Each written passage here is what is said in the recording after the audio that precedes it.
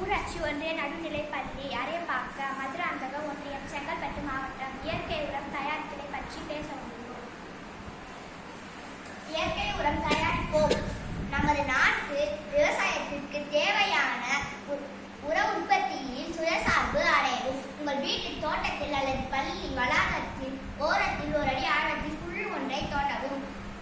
குழியினுள் மணலை நிரப்பவும். அதன் மேல் மரத்திலிருந்து உதிர்ந்த மலர்கள், தேவையற்ற காகிதங்கள் மற்றும் சிதைவும் கழிவுகளை இட்டு நீரை தெளிக்கவும். அக்குழியினுள் மண்புழுக்களை போடவும். பின் அக்குழியின் மீது சாக்கு அல்லது அட்டை பெட்டி கொண்டு மூடவும்.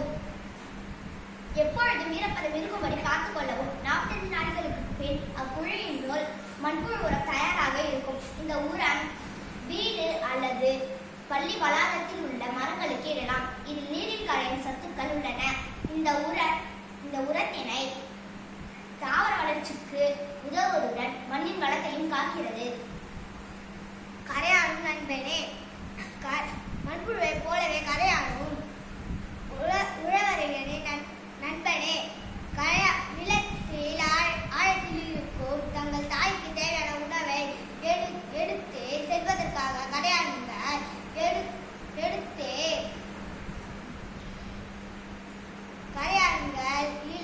மக்கிய இலை, தழைகள், மரப்பட்டைகள் போன்றவற்றை சுரண்டி தரைக்கு கீழே கொண்டு செல்கின்றன. அவ்வாறே கீழிருந்து மேலே செல்லும் போது கரையான்கள் உருவாக்கும் பாதை மண்ணுக்கள் நல்ல காற்றோட்டத்தை ஏற்படுத்தி தருகிறது. மழை பெய்யும் போது கிடைக்கும் தண்ணீரை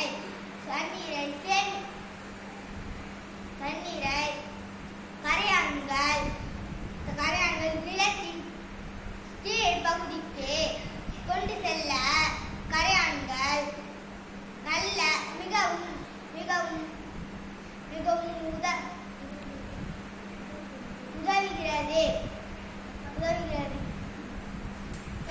இயற்கை உரத்தின் நன்மைகள் பல உள்ளன. அது மண்ணின் தரத்தை மேம்படுத்துகிறது. அதன் அமைப்பையும் வளத்தையும் மேம்படுத்துகிறது. மேலும் செடிகளுக்கு தேவையான சத்துக்களை வழங்குகிறது. சுற்றுச்சூழலுக்கு பாதுகாப்பானது. ஏனெனில் ரசாயன உரங்களால் ஏற்படும் மாசு குறைபாட்டை குறைக்கிறது. மண் வளம் மேம்படுத்தல். மண்ணில் உள்ள நீர்பிடிப்பு தன்மையை மேம்படுத்தி ஈரப்பத தன்மையை தக்க வைத்துக் கொள்கிறது. மண்ணின் அமைப்பை மேம்படுத்துகிறது. பயிர்களின் வேர்கள் எளிதில் வளரும்.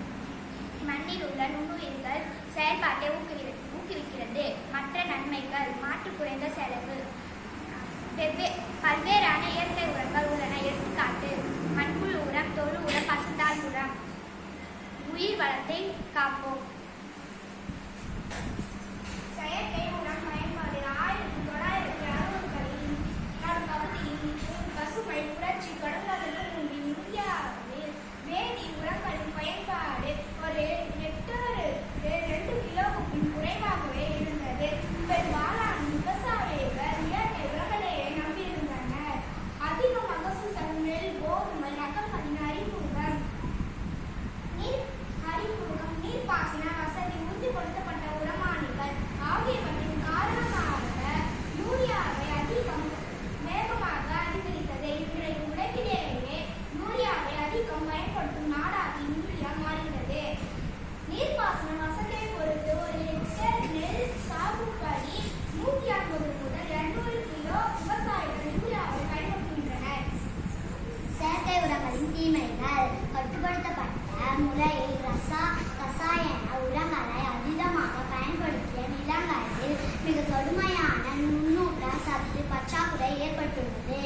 அங்குள்ள மண்ணின் உயிர்த்தன்மை கடுமையாக பாதிக்கப்பட்டிருக்கிறது.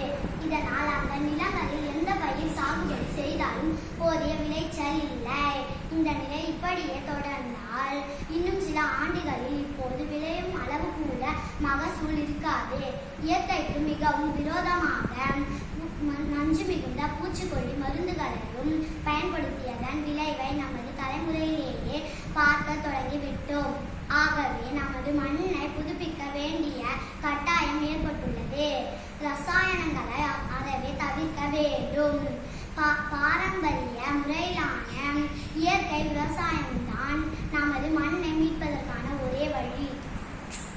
இயற்கை உரம் தயாரிப்பதால் ஏற்படும் தீர்வுகள்: தரமான உணவுப் பொருட்கள் விளைவிக்க முடிகிறது, சுற்றுச்சூழல் பாதுகாப்பு ஏற்படுகிறது, உரம் இறக்குமதி குறைகிறது, விவசாயிகள் நெல் அதிக அளவில் செய்வதை தவிர்த்து பருப்பு வகைகள், எண்ணெய் வித்துக்கள், சிறுதானியங்கள் பயிர் சாகுபடி செய்ய